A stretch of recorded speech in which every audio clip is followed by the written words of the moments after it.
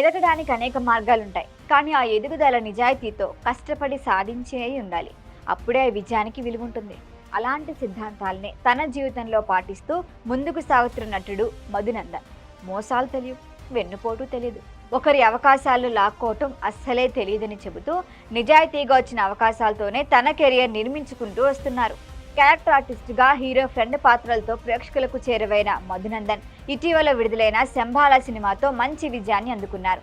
ఈ నేపథ్యంలో ఇండస్ట్రీలో తనకెదురైన కొన్ని చేదు అనుభవాలను కూడా ఆయన పంచుకున్నారు. తన పక్కనే ఉంటూ తనకు రావాల్సిన అవకాశాలను కొందరు దొంగిలించేశారని, స్నేహం పేరుతో తెలియకుండానే తనని మోసాలు చేశారని కూడా ఆరోపించారు. ఆ విషయం తెలిసేసరికి జరగాల్సిన నష్టం జరిగిపోయిందని, అయినా తన మీద తనకు నమ్మకం ఎప్పుడూ తగ్గలేదని తెలిపారు. తన శ్రమను, కష్టాన్ని నమ్ముకొని ముందుకు సాగటమే తన లక్ష్యమని అన్నారు. ఇతరుల ఒకరి కష్టాన్ని దోచుకోవటం తనకు చేత కాదని, మోసాలు చేయటం తన స్వభావమే కాదని స్పష్టం చేశారు. అలాంటి వారిని పట్టించుకొని సమయాన్ని వృధా చేయనని, కానీ తనను దాటి కుటుంబం వరకు ఇబ్బంది వస్తే మాత్రం సహించనని కూడా చెప్పారు ఆయన.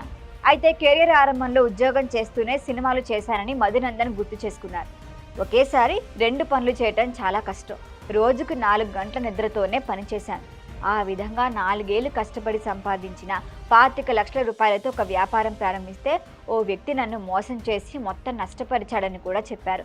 ఆ సంఘటన తనను తీవ్రంగా కుంగదీసినా కూడా మళ్ళీ నిలబడేందుకే నేను ప్రయత్నించానని చెప్పారు ఆయన. సినిమాల కోసం కొన్ని కీలక అవకాశాలను కూడా కోల్పోయినట్లుగా తెలిపారు.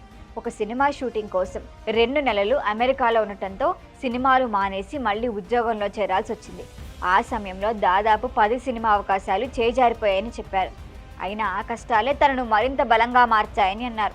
నిన్నే ఇష్టపడ్డాను, సై, ఇష్క్, గీతాంజలి, గుండె జారి గల్లంతైందే, రభస, లై, వినయ్ విధేయరామ చిత్రాల్లో నటించిన మధునందన్ ముఖ్యంగా గుండె జారి గల్లంతైందే సినిమాలోని కామెడీ పాత్రతో మంచి గుర్తింపు తెచ్చుకున్నారు. అక్కడి నుంచే స్టార్ హీరోల సినిమాల్లో అవకాశాలు పెరిగాయి. ప్రస్తుతం కూడా పలు చిత్రాల్లో కీలక పాత్రలో నటిస్తూ నిజాయితీతో తన ప్రయాణాన్ని కొనసాగిస్తున్నానని చెప్పారు.